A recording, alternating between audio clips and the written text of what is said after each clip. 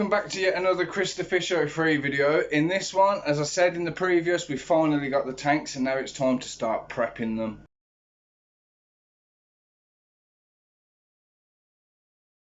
So as I said, we're going to try and start prepping the tanks today, hopefully. It might take a few days to do it. So far I've managed to turn this tank round, move that one over, take all the polystyrene off, all on my own, so I'm not doing too bad so far. I've got my black spray paint, so now we've just got to do the back of the tanks and make sure that they're alright.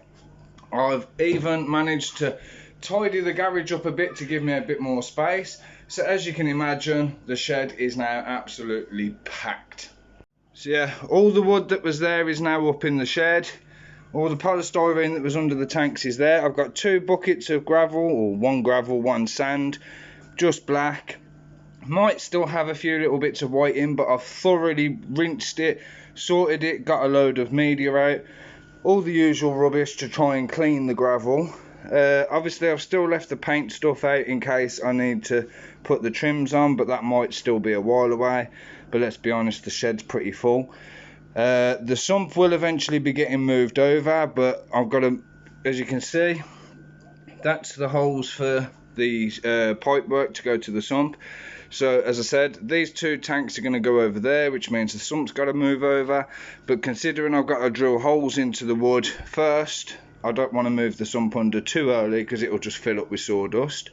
So now, oh, by the way, that monstrosity of a board is put in place there as well. So we'll see what happens. But for now, I'm going to try and spray paint the backs and see how we get on. And like I said, the shed is just rammed to the rafters with loads of stuff from the fish room.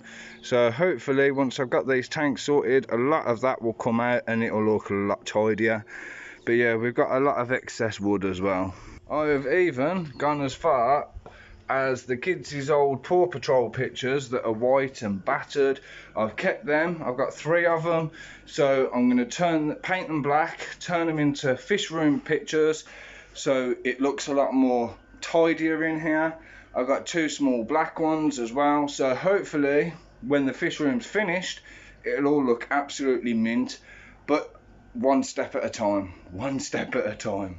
Alright, so I've got my mask on, I've got my glove on, and I'm prepped to start spraying. I've got card on the top held down with a bit of weight just so that it doesn't go into the tank. I've got polystyrene on the sides to make sure it doesn't go elsewhere. I ain't too fussed about the bottom because it's already black anyway, plus we're going to be putting the trim on, and the same for on this tank. So first time ever doing this. I've watched Adam do it several times, so wish me luck. And then just like that, I am done. Okay, we might have a few runs, but if from what I've been told before by Adam, who is the one that showed it me, the runs will only be visible on this side anyway, not on the inside. Fingers crossed.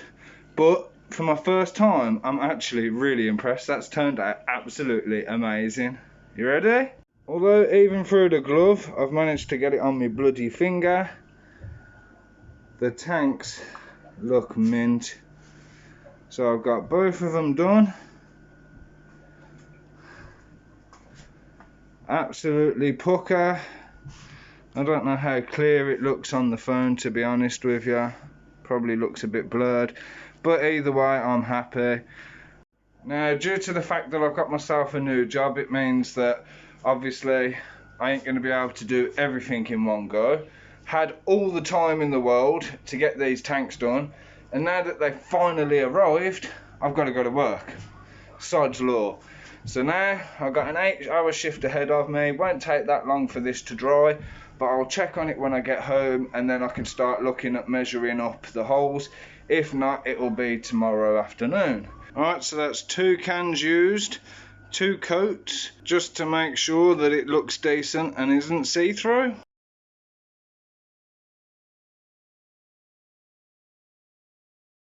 "24 hours later." Alright, so next day I've got the tanks turned around. You can see where the paper's ripped off as I'm having to try and move them around, but that's minor. As long as it doesn't damage the tanks, I'm perfectly happy. So far As I say, don't worry about this either because you're not going to see it. I've got the holes marked out.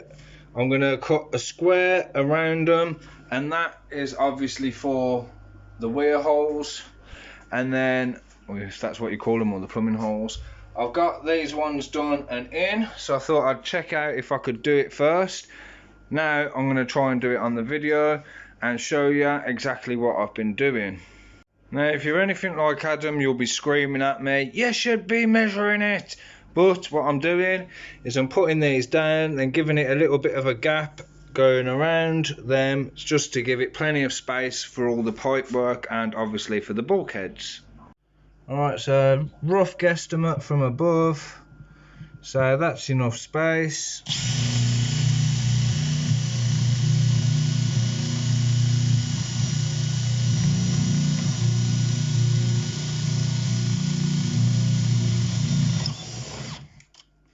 There's one hole done.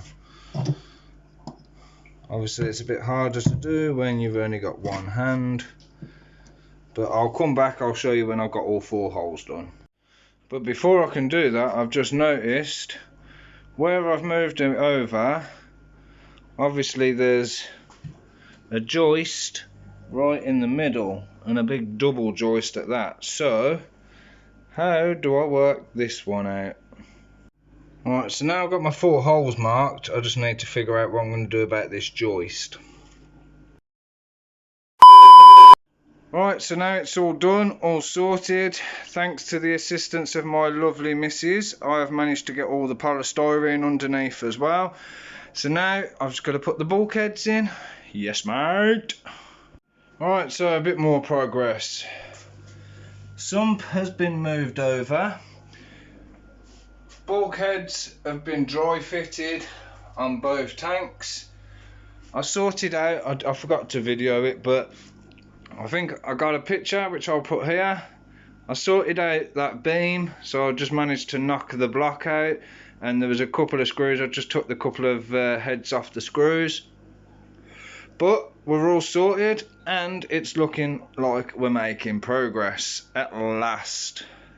Right then, so to finish this video up, as I say, I've moved the sump over. I've changed the inside a bit, so we've got a pad standing up, got a couple of sponge filters there, a pad sitting down at the back, and then we've got some floss to catch the majority of it, so it takes a lot of the debris out before it goes through all the rest of it. Means that the rest of the media will stay cleaner for longer. So it'll go down, then it'll come up, go through that pad, through there. Again, I've got the balls, I've got another coarse pad, I've got the floss, then I've got the medium coarse fine, got the ocean rock, then it'll go down, it'll come up through here, which has got all the ceramic media, the alpha grog, the giant piece of ocean rock, plus all that plastic rings you can see. Then it'll go over, I've put a coarse pad in there, I don't think it'll do much, but hey, and then it'll go under, and then into the pumps and back up. So we've got the bulkheads on for now. You can't really see, it's a bit dark, but that goes straight down. Then that one is over there, so they will have to come down and across, but hopefully it'll all work out.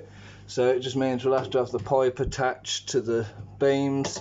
I've even managed to put holes in the back to put the extension lead through, and I got the extension lead there. I haven't got to worry about the condensation because there will be a lid on the sump as well. When we come to the top, I've just basically dry fitted it in for now. Obviously they've got to be cut to size. This one definitely has, because this is in the way. I could do with having this base cut off, but yeah. So obviously when I do the lids, I'm going to try and do one big frame possibly. Obviously I've put these two close together, and this is butted up against here, so I wouldn't be able to fit anything on the back side of it anyway, unless I was to cut a notch out. But either way, we're getting there, slowly but surely we're getting there. So I'm going to finish the video up here. We're not going to do the plumbing in this one, that will be in the next video. I've also got an extension lead for this side. There is a plan for here that involves that tank, but that will be for another video. And I've also got to move that tank down to here, and then obviously decide what else is going on.